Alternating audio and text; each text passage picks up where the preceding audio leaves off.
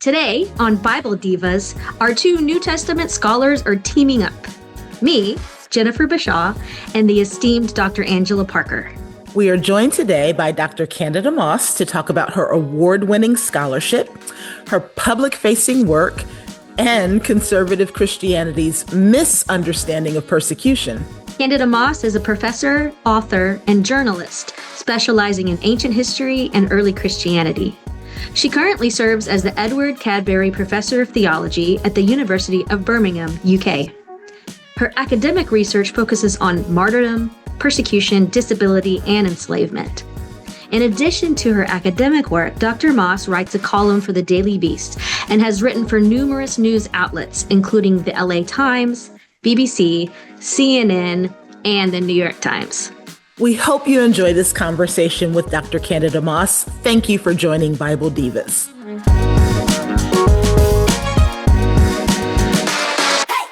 Welcome to Bible Divas, a podcast from Baptist News Global, where four women Bible scholars bring curiosity, expertise, and a healthy dose of sass to conversations about Scripture. Whether you're certain, skeptical, deconstructing, reconstructing, or just curious, pull up a chair. The Bible Divas challenge assumptions, explore new perspectives, share a few laughs, and discover why this ancient book still matters today.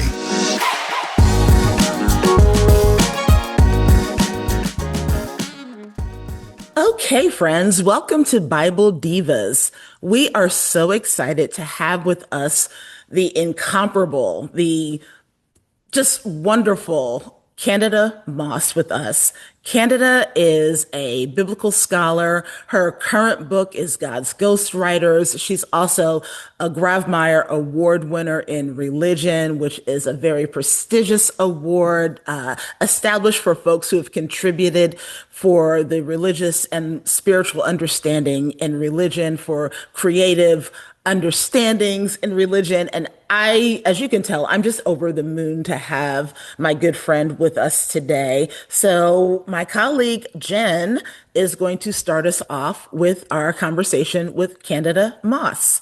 Jen, go ahead and get us started. Of course. So we like to ask all of our guests, how did you become a scholar? Okay, so first off, thank you so much for having me. It's such an honor to be with you both. How did I become a scholar? I think a little bit by accident. So we have religious education in school in England, where I'm from, and I took what was called religious studies, and we had a class on the Gospel of John, and I had this amazing teacher. He was also the teacher of Francesca Stavrakopoulos, if any of you know her, who's a Hebrew Bible scholar. And I remember the first day him saying, and I'm Catholic, so I don't really read the Bible. So he reads this passage in the Gospel of John that says that the Jews are the sons of their father, the devil. And I was like, do other people know this is in the Bible? It was so obviously wrong, right? And so he had me hooked about like history and how important history would be, and then historical understanding of the Gospels would be, and how the world might be a different and a better place if we understood passages like that appropriately and were attentive to kind of the power that they could yield. And, I don't come from the kind of family where you just like do whatever you want in college, particularly in England where you just do one thing. And at the time, my mother was like she was sort of like, what do you mean religious studies? What are you going to do with that? She didn't go to college herself. So she was like, this sounds like a very expensive waste of time. But then I actually got very sick in high school, and my mother was, very afraid that I might not make it. So she was like, whatever you want to do, sweetie, you go do that. And we sort of had this back and forth at every stage. When I applied to Yale for my master's, she was like, wait, what? And again, I said, well, they gave me a scholarship, but don't worry, I'm going to be a management consultant or do banking or law or something afterwards. And, at a certain juncture, it became clear that this is what we were doing. I love it. So wow. I also would like to ask you, what has it been like being a woman in scholarship, in academia? We have a lot of women on our show, and we want to kind of help people understand what the experience of women is. Yeah, that's kind of what we do here. Yeah, so I'm going to be candid about this because I think that once you have a certain amount of success, and if you've been lucky in this field as I have, I've been really lucky, it's really important not to just like rehearse this, like, if you work really hard and Mm-hmm. don't complain, everything's going to be fine. Because this is just not true. You get lucky or you don't. Everyone is working hard. As a woman, I've been in this field now for a long time, for like 20 years. Yeah. And I have to say, I think I've done good work. I think I've worked really hard. I've had a lot of recognition. And it's every step along the way, people have said it's only because she's a woman. She only has this job because she's a woman. She's only on television because she's a woman. They make comments on my physical appearance. Sometimes they make comments about my alleged sex life, which, like, Mm-hmm. I don't know. I've been married for a long time. That sounds awesome, but like that's not my life. And this does not happen to men. And then you factor in for so many women the additional burden of child raising that Yeah. falls on women. Like, let's not pretend this is equitable for anyone. Some things, like your husband's not breastfeeding, for example. I Yeah. didn't have that, but lots of women do. You add on the sort of expectation that women should do all the service in a department, the same way they should do all the domestic labor at home. And then, the sort of like the feminization of certain kind of sets of ideas in our field. This is what women do, but it's not real scholarship. And I think Right. it's really challenging and it's really hard. And there's so much pressure to pretend like none of this is a problem. You don't have these issues. You're not tired. Your child wasn't up at night. And I will say, so much about my work is related to my identity. So much of my work is grounded in being a woman, in being Mm-hmm. disabled, in my own experience of the world. So, from an Yeah. intellectual standpoint, I think we all bring these things from our own experience that are so important. But I Yeah. would say that it is challenging. There is a lot of sexism. There is a lot of, well, this nice young man reminds me of me when I was young.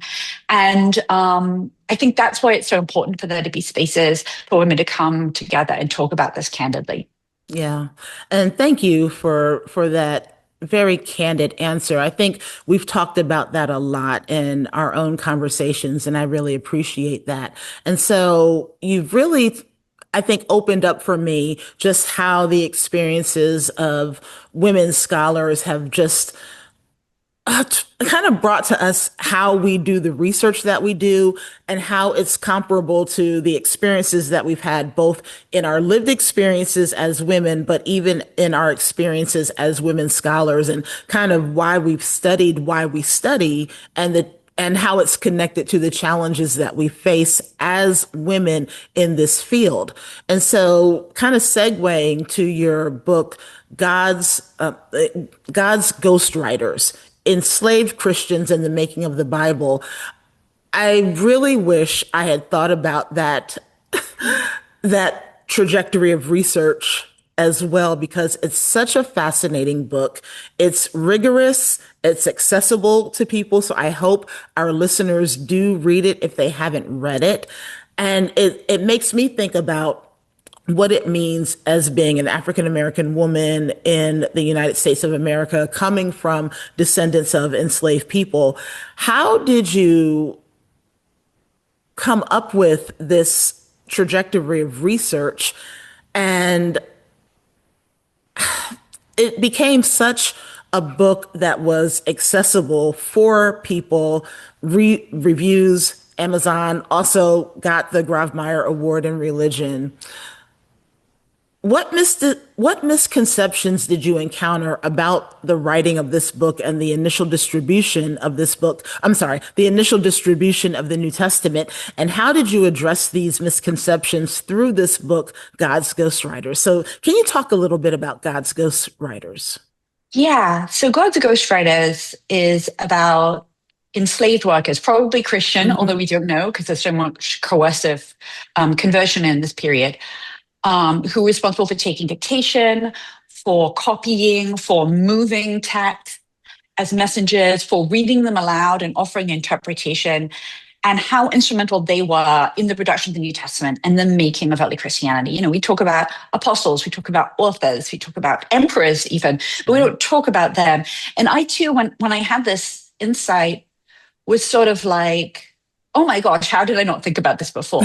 And like I have been it's embarrassing that I've been writing this long and hadn't thought about it. And I thought about it for a variety of reasons. One was like just incredibly banal. I needed reading glasses for the first time. And I've worked a lot on disability. And I was like, how would you do this in antiquity? And I realized enslaved people. That's how they did it. Once you look at the data, it's obvious. And once you think about it with disability in mind, you realize how pervasive that problem is. And then layer in illiteracy, which is what we're talking about with early Christians. This has to be really obvious. And we have great data for it. It's right there in the New Testament that Paul is dictating his letters. We just made those people invisible. We chose to do that. In the medieval period, people put the letter of Paul to the Romans written through Tertius via Phoebe. Like, what? We chose this. We didn't have to. We chose to do it this way.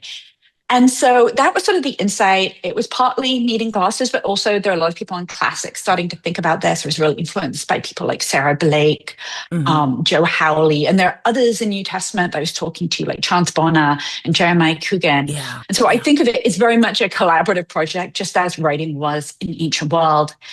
And the reason I kind of made this like a more public-facing book was it seemed to me that we still do this. We still erase credit. When people write books in the academy, they thank maybe their editor at the press, and then they thank like a bunch of other illustrious scholars, and then maybe like their family. But you know what they don't do? And I really insist I did this in the book. They don't thank the factory workers who made the book. They don't thank the copy editors who caught mistakes. And I did have a list of all of those people. I specifically asked for them. And there's like, when I think about the editorial process, particularly with like a trade press, there are so many people who contribute to the shaping of your book. And that only underscored to me exactly how important enslaved workers would have been in the early church doing this process. And I wanted it to be for the public because we do this in all areas of our life. Like we're having an apartment decorated right now because we're moving. And when people talk about it, they say, we're decorating our apartment. Let me tell you, ladies, I am doing nothing.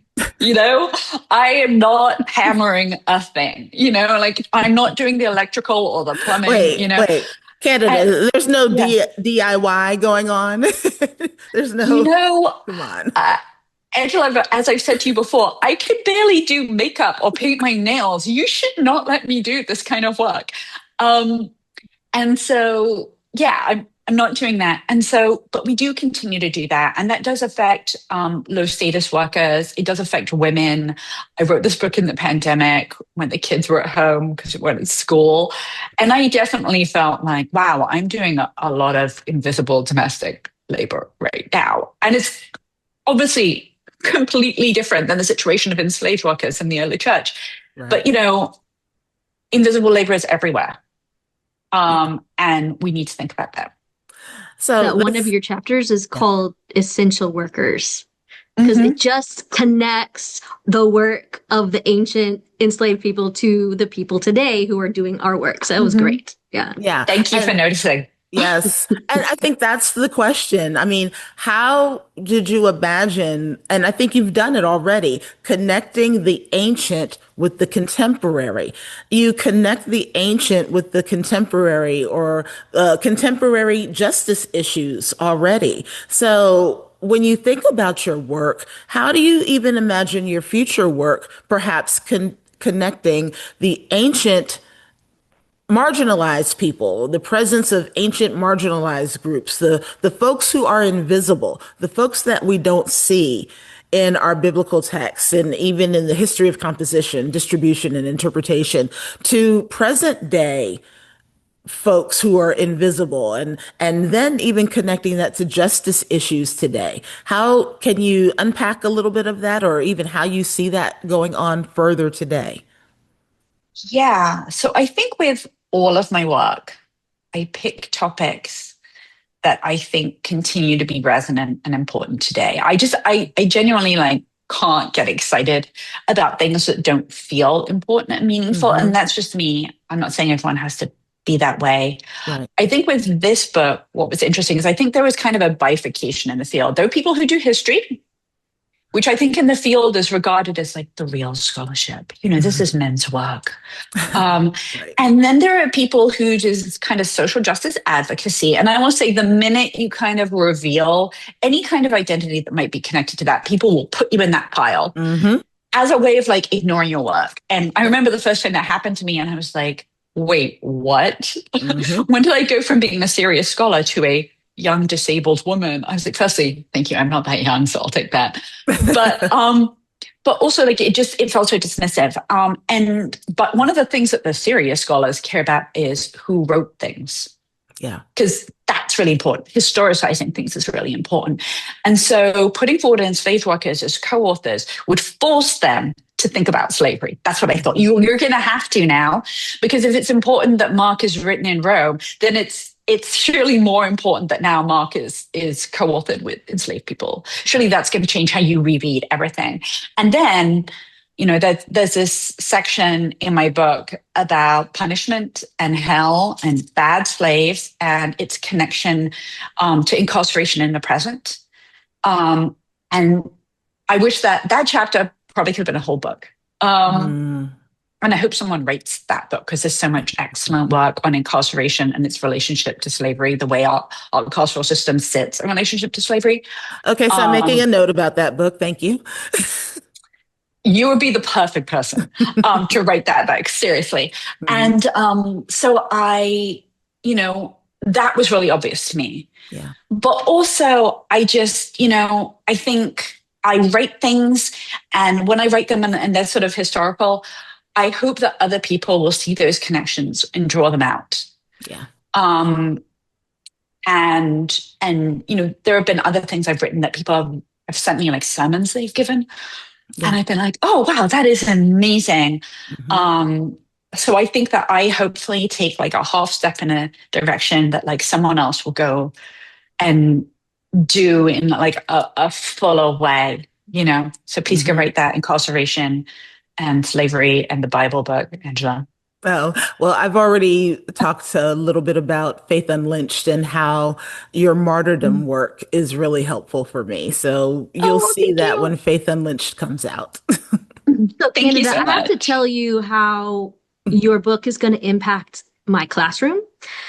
Because of course, in New Testament studies, we learn about co-authorship and talk about co-authorship and all of that in the classroom. But after I read your book, I realized that my whole language needs to change. Like every time I say author, no, I really need to say authors, right?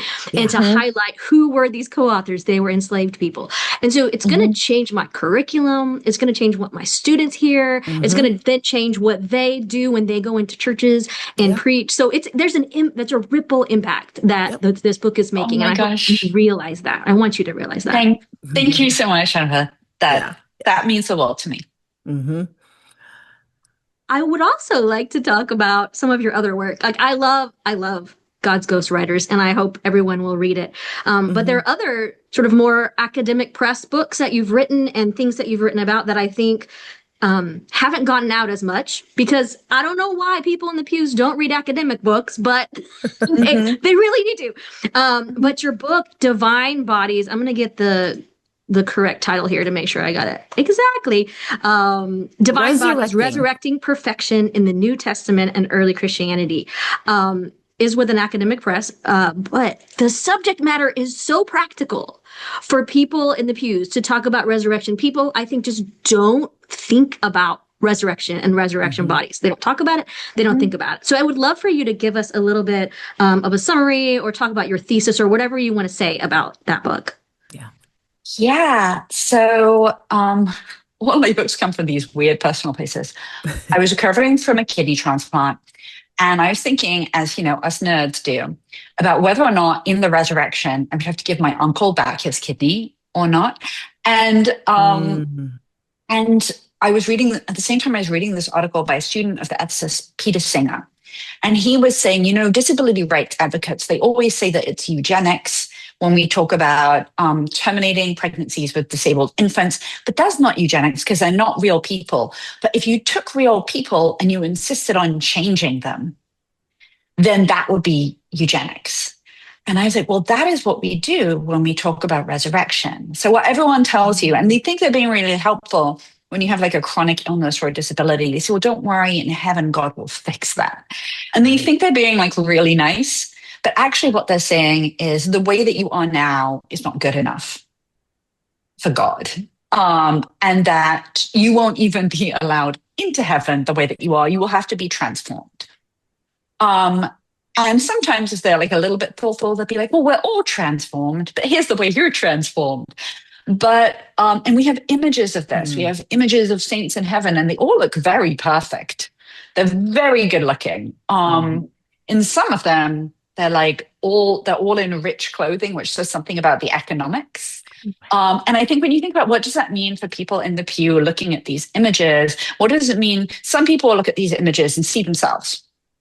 Like if you're in Ravenna and you see this procession of martyred saints, some people, the wealthy people, are going to look like that. The Italians are going to look like the women. But because they have their names over their heads, people are going to know, well, Felicity, who's from Africa and is very pale in this image, something happened to her skin tone and her hair. She was an enslaved girl. And now she looks like a rich Roman woman. Right. What does that say about the kinds of bodies that God approves of? And I think that's applicable when it comes to race. It's applicable for gender because there's a live conversation about whether or not there will be women in heaven, or whether or not we all become male. Is particularly applicable to disability, which people think is like, well, you want to be fixed, surely. And so what I wanted to do in that book was to ask, well, is that actually what our sources say? So I wanted to find places where disability is preserved in the resurrection. I wanted to show like the socioeconomics of our images, that we make everyone very attractive, but we also make them wealthy. And that we were choosing to do that. And that actually, when you look at the biblical text, it's not at all clear that that's what's going to happen. And I think that's important because I worry that even though it's hypothetical, like we don't know what a resurrected body is actually like, our one resurrected body is a resurrected body of Jesus. That's the one. And that one seems to still have some fairly serious impairments, like marks of the nails in his hands. So I think that we need to rethink how we've had that conversation. And people in disability studies have done that. But I think that matters because we very casually kind of spew very well-intentioned ableist discourse about the afterlife. And I know the word discourse is not a friendly word, but we talk a lot about healing in heaven, and we should think about what we're doing when we see that. Yeah, that's really important. As you were talking and really making those fine connections about how we talk about resurrection and kind of make those bodies able, it made me think about Gay Byron's symbolic blackness. And so they're even making blackness light in resurrected bodies, as you were highlighting. And that's fascinating to me. That I think that even deserves more attention as well. So thank you. Thank you for that thought. Yeah. I'm going to shift this back a little bit because now you've done divine resurrection, but now I'm going back to the other Christ. And so the other Christ, that's your work on martyrdom and persecution. And so you've done so much work on martyrdom and persecution. As I've said, I've used that a lot in Faith Unlynched. So can you talk to our audience a little bit about how martyrdom in its various expressions became associated with Christianity and how martyrdom and persecution shaped the development of the early church? And it's interesting because now I'm going to make an ancient connection to a contemporary connection. I'm thinking about how I would argue we are persecuting people today, particularly trans people, with laws that we are establishing in various states. But I'm also sitting with, we're recording on June 26th. I'm sitting with the Supreme Court saying that the Trump administration doesn't have to do asylum the way we've been used to doing asylum in the past. So a lot of folks flee their countries when they are being persecuted in other countries. But now some folks, I'm particularly thinking about 350,000 Haitians who are potentially going to have to go back into persecuted situations. And so I know you weren't thinking about that, of course, when you were writing The Other Christ, but this is just what's going on in my brain as we're sitting here having these conversations about martyrdom, persecution, Christianity. Yeah. Thank you. Yeah. So I wrote these three books, two on martyrdom, kind of one on persecution. And in the first two books, I wanted to not just write about how important martyrdom was for early Christians as an idea that you should follow Christ, but also the way it emerges differently in different regions. Prior to writing those first two books, there was this idea that martyrdom is such a sort of crazy thing that must have arisen somewhere and spread like a disease. And so the job was to where did it originate and watch it spread? And a real giant in this field is W.H.C. Friend. And he had said it starts in Asia Minor and it spreads. And it really originated in Judaism. And it's like a pathology, Freud said. Christianity has this kind of pathology of martyrdom. And I wanted to show how normal it was in antiquity in a world in which people are dying quite daily to think about what it means to die well. And that as a result, we can see Christian martyrdom emerging in different ways in different regions. And that while the idea of imitating Jesus, which is what my first book was on, is really critical to many people, it's not critical everywhere. Like if you're in Rome in the 2nd century, you don't really care about imitating Christ as a way of thinking about martyrdom. Instead, you're thinking about how philosophers die a good death and you want to die like a good philosopher. So it's different. And then I got to thinking more about persecution. And, the funny thing is, martyrdom, the idea that you should die in imitation of Christ, or the idea that Christians should expect to be martyred. This lies at the very heart of Christianity. Mm-hmm. I've argued that the actual persecution of Christians wasn't as widespread as people think. Right. But the idea that we're persecuted, that's everywhere. And what's amazing about that is we have ended up today in this very weird place where conservative Christians who have not been this powerful in 40 years, 50 years, they're the most powerful they've been. They claim that they're persecuted, even though they're super powerful. And yet this idea that, persecution, the experience of persecution has not led Christians to protect other people from persecution. Right. And this is true from the beginning. The minute Christians had power, they started persecuting other groups, even though they were quite persecuted at the beginning of the 4th century. That was a very intense time, socially and politically and legislatively for Christians. And yet that experience didn't teach Christians compassion. Right. And I think we see that too. Apparently, conservative Christians are very persecuted. One comparison I did draw in my book, Myth of Persecution, for which I get more death threats than literally anything else, was I did talk about this day back in the mid 2010s when a Republican candidate for president announced his candidacy for presidency on the basis that Christians were persecuted in America and he needed to defend them. And on that same day, Boko Haram had targeted 300,000 Christians. And the news of that was not as important here in the US as alleged Christian persecution. I think what worries me about the discourse of persecution as it is used by conservative Christians is it actually obscures actual persecution. Right. So not only have we not learned compassion, but we don't even really care about what's going to happen to Haitians because we're so worried about microaggressions from liberals, that we don't care.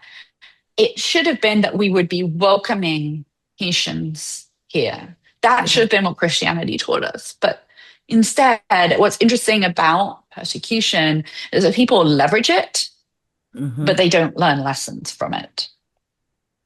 That's so true. Thank you. Thank you. Thank you. That's helpful. I would like to, before we have to end this, I want to talk a little bit about your sort of journalistic pursuits, how you have crossed over from being a Bible scholar to being a public scholar. And I want to ask you how that happened. What are the things that you do differently? Because it's pretty unique, extraordinary, really. I think for Bible scholars to be able to cross over to that and be so relevant in our everyday life. So I would love to just learn about how did you do that? I would love to do this. Yeah, you're not the only one to ask me. And I was like, I don't really know. And it's funny. So when this happened for me, there weren't really models for this. There were scholars like Bart Ehrman and Elaine Pagels who wrote big, popular books. And then they did publicity around those books, but they didn't like do journalism and they didn't write about other people's work. And so for me, what enabled me to do that was I wrote Myth of Persecution with HarperCollins. And HarperCollins is a big, big press. And I have to say, when I hear people saying, I want to write for the public, there is a lot of like brand name recognition in this. So the more prestigious the press, the easier it is for you to get like attention and publicity. Right. And because of that, I wrote a piece initially for the Daily Beast about Myth of Persecution to help publicize it. And then after that, I continued to like pitch pieces to them occasionally. And over the course of several years, they then said, oh, hey, do you want to be a columnist? And from that, I'm now a columnist for National Geographic. And I got to write some other pieces. But though that sort of networking built, and I want to say for people who want to do this, if you're writing something that you think I can cover, please let me know. I'm happy to give people publicity. The best part about this has been able to share other people's work, and draw attention to that. I always feel much more comfortable doing that than talking about my own work.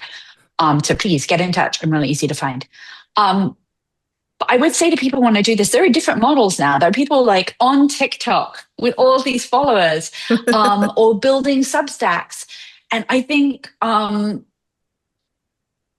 if people want to do that, they should do that. The thing I would say is think very carefully about what you're letting into your life. And that you really want that. So I think that like TikTok and all of those things, like that's a big commitment. You have to do that every day. And when I tried doing that, people were stealing my videos and trying to sell like tarot readings or crystals or whatever to people, which was really off-putting to me. I will say that I think that being a woman in public makes it harder. Like you'll get those comments, but I think that being a Black woman in public is obviously worse. Like on what was formerly known as Twitter, if I woke up and I wanted to talk about racism that day and invite a bunch of hate into my life, that was a decision I can make that day, whether or not I was doing that. But for Black women, that would be constant. And, what I did notice by doing this kind of journalism work is that when people didn't sometimes I collaborate, I co-author things. And when people liked what I wrote, then my male co-author wrote it. When they didn't like what I wrote, then I wrote it. And that was like stunning to me. So I would say, I think everyone should do this. It's really important. It's really important to speak to the public at a moment where it feels like if there was more religious literacy, if there was more historical awareness, if there was more critical thinking, the world would be a better place. Right. So we should do that. But I think there are venues to do that don't depend on like having connections at National Geographic, for example. But everyone should do it. And you can pitch like the New York Times if you want to. You can just go do that. And if there's anyone who wants to talk to me about that, I'm like incredibly happy to help advise people on that process, because I think like so many things in our field is totally shrouded in mystery and no one tells you how to do it. Right. They just think you'll know. I want to ask a question about how you balance self-care with public scholarship, because it can be difficult, particularly when you get hate in the midst of putting things out into the world. How do you manage that? And also ponder about what you're currently working on as you do your self-care in the midst of constantly producing as well. Yeah. So I think when it comes to, I tell everyone, if you're a really sensitive person, this may not be for you. And it's not that I'm not sensitive. I think about what has really hurt me. Some people compare when I wrote Myth of Persecution, I said, we don't have the data that Christians were persecuted continuously for 400 years, which I thought we all knew. Some people online call me a Holocaust denier, and I'll admit that I cried that day. Yeah. I don't really like if a stranger on the internet sends me, rape threats or death threats or tells me I'm going to hell or whatever. I'm not actually deeply affected in that. Unless there's reason to think that this is a real death threat, then I'll do something. I'm not deeply affected by that. What I am affected by is when it's your colleagues. Mm-hmm. And that will also be equally gendered, and it's grounded in, I don't know, frustration, professional envy. I don't know. But that will sort of break your heart a little bit. Mm-hmm. I think it's important to have people to talk to, but also do not Google yourself. Right. Yep. Like don't read the comments. Because honestly, it will just become wasted energy. If you're just going to respond to someone on a Reddit thread, don't do that. That's just not a good use of your energy. Yeah. There are people who love you. Like I imagine you encounter this, Angela. You're online a lot. You're a very visible figure. And like you have people who love you. And they'll let you know if you're doing something wrong. Right. You don't need to listen to strangers on the internet. And I think you just have to, if what you're doing is important and you believe in it, it doesn't matter if you have the validation of strangers. Yes. The only reason that will really matter is if that was the only reason you were doing it. Mm-hmm. But if you believe in the work that you're doing, you think it's important, and you're doing it because you think it's important work, then that makes it much easier. Yes. Thank you. And now, what are you currently working on? And any final words for our audience as well? Final words for your audience. Hi, thank you for coming. That was really nice of you. What am I currently working on? Well, I have some book projects that are really early, and honestly, this might be my Icarus moment where I fly too close to the sun. I think I want to do more big trans-historical books. And so I have a couple of projects like that in the works, but because I'm not sure if they're gonna work out. It's so scary. I'm really excited about them, but it's so scary. I'm still doing some more work on slavery, particularly slavery and law. And I am writing a few pieces about slavery and law and the New Testament and Christianity. And also I'm writing a piece right now with a colleague who's at Columbia Law School, who's a lawyer who I met through the American Academy. And it's about slavery and the roots of corporate law and legal liability, to show how, in fact, ancient slavery is the roots of how we think about how we do some of these corporate structures today, which, I think it's important to see where our ideas come from. And so we'll see if that pans out. Thank you so much for your work, for talking to us, to giving us advice, all the things that you've done. I'm so happy to have had you on today. Thank you, Candida. It was my pleasure. Thank you so much. As always, we thank you. We thank our guests for being with us. Thank you, listeners, for listening to Bible Divas. And if you've enjoyed this episode, please listen out for more episodes. Thank you, Dr. Candida Moss, for being with us. And thank you to our listeners for listening to Bible Divas. We will talk to you soon. Bye-bye.